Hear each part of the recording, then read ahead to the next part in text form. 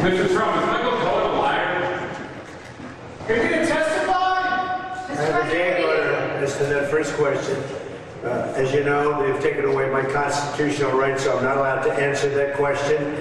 This has never happened in this country before. It's a ridiculous thing. It's a ridiculous... That was Donald Trump arriving at his criminal trial. We are now in week 4, day 12.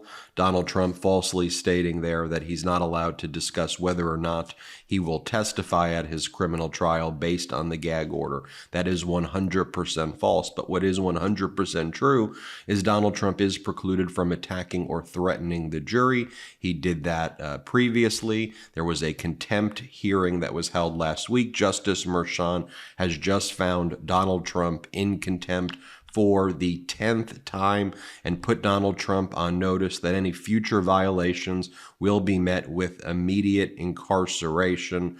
Justice Muran handed down a written order and admonished Donald Trump to Donald Trump's face when Donald Trump arrived in the courtroom. Justice Muran stated, quote, "I cannot allow this to continue any further, Mr. Trump.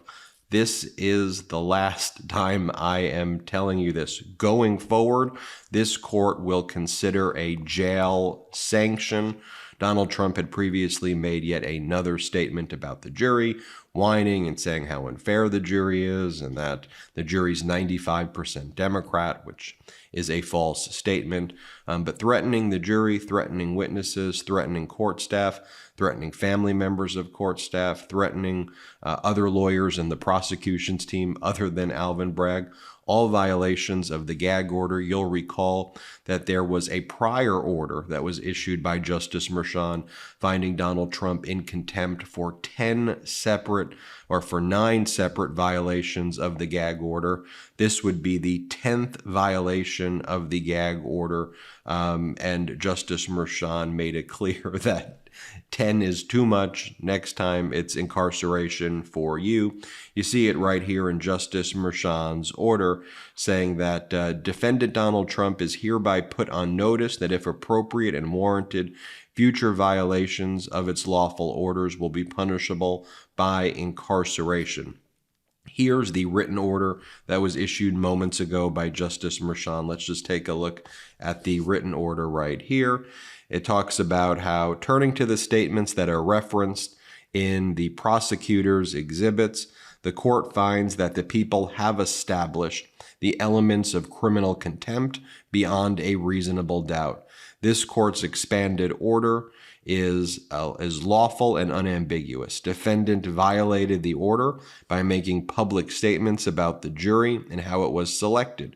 In doing so, defendant not only called into question the integrity and therefore the legitimacy of these proceedings, but again raised the specter of fear for the safety of the jurors and of their loved ones. Such concerns undoubtedly threaten to interfere with the fair administration of justice and constitute a direct attack on the rule of law. It remains this court's fundamental responsibility to protect the decency of the criminal proceeding and to control disruptive influences in the courtroom. The court finds defendant in criminal contempt for willfully disobeying a lawful mandate of this court in violation of judiciary law, section 750 sub 3. Justice Muran looked at Donald Trump, admonished him to his face in the courtroom, and Justice Muran said, "Mr. Trump, listen to me very clearly. Going forward, this court will have to consider a jail sanction for you. The magnitude of such a decision is not lost on me, but at the end of the day, I have a job to do. Your attacks on the jury, your continued violations of this court's gag order constitute a direct attack on the rule of law itself. Do you understand me, Mr. Trump?" That's how Justice Muran handled it today. I will not allow this to continue. Let's take a look one more time at the written order by Justice Muran. Punishment and order. You'll see Justice Muran signed this page right here. As stated in its decision and order of April 30th, 2024, criminal contempt is punishable by a fine not exceeding $1,000, by jail not exceeding 30 days, or by both in the discretion of the court. The judiciary law permits this punishment to protect the dignity of the judicial system and to compel respect for its mandates. Because the offensive statements by Trump were made prior to this court's decision of April 30th, that was the prior contempt order against Donald Trump, and because the people are seeking only a monetary fine, the court will once again fine defendant $1,000. However, because this is now the 10th time that this court has found defendant in criminal contempt spanning 3 separate motions, it is apparent that monetary fines have not and will not suffice to deter defendant from violating this court's lawful orders. Therefore, defendant is hereby put on notice that if appropriate and warranted, future violations of its lawful orders will be punishable by incarceration. It is hereby ordered that defendant pay a $1,000 fine for his violation of this court's lawful order by the close of business on Friday, May 10th, 2024, and it is ordered that if the offending statement has been posted to defendant's Truth Social account or his official campaign website, it is to be removed by 2:15 p.m. Monday, May 6, 2024. The foregoing constitutes the decision and order of the court dated May 6, 2024, signed by Justice Muran.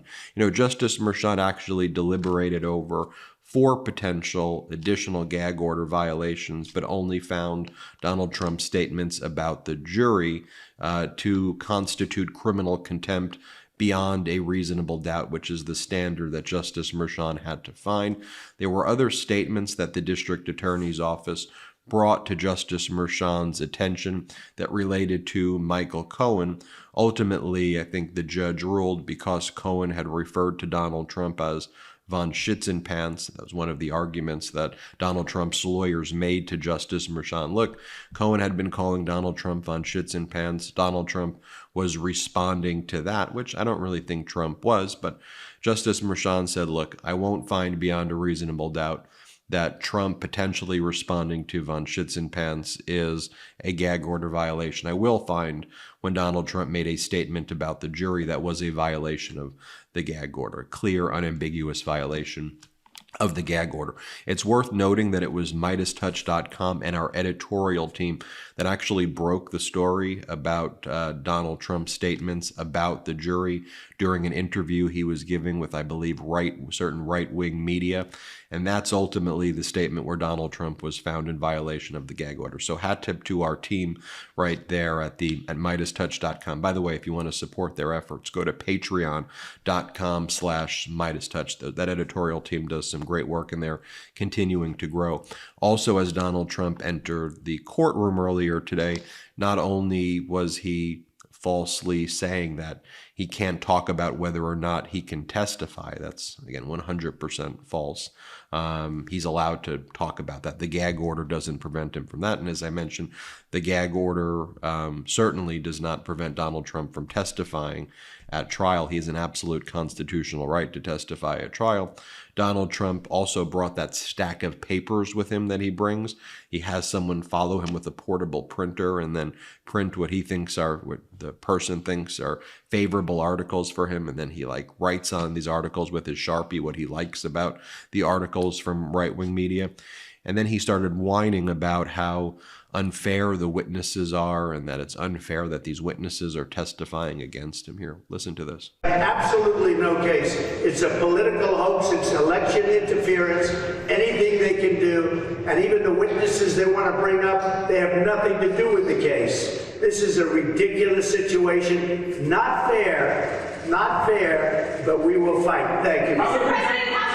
And the witness who was called earlier this morning was Jeff McConney.